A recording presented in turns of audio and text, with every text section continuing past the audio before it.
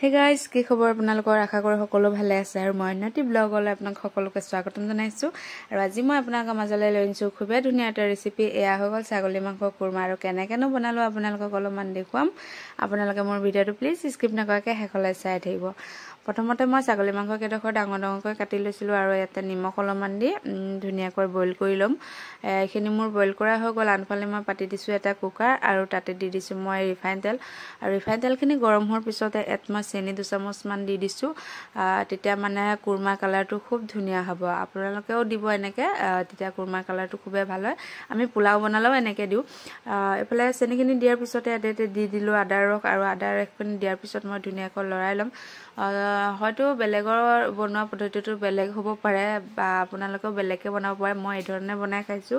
আপোনালোকেও বনাব খুবেই টেষ্টি হয় এফালে পিয়াজখিনি ভাজি লৈছো আৰু পিয়াজখিনি ভজাৰ পিছত লং দালচিনি ইলাচি তেজপাত সম্পূৰ্ণখিনি বস্তু দি আকৌ পিয়াজখিনি ভাজি লৈছো আৰু পিয়াজখিনি একেবাৰে কোমলকৈ ভজাৰ পিছত ইয়াত যিখিনি মই মাংস বইল কৰি ৰাখিছিলো সেইখিনি দি দিছো আৰু এইখিনি দিয়াৰ পিছত আকৌ ধুনীয়াকৈ লৰাই লৈছো যাতে বস্তুখিনি একেবাৰে মিহলি হৈ যায় আপোনালোকে যদি ভাবিছে কুৰমাখিনি 5-6 দিনলৈকে খাব এনেকে বনাই পিনি একেবাৰে কম ফ্লেমত ৰাখি পিনি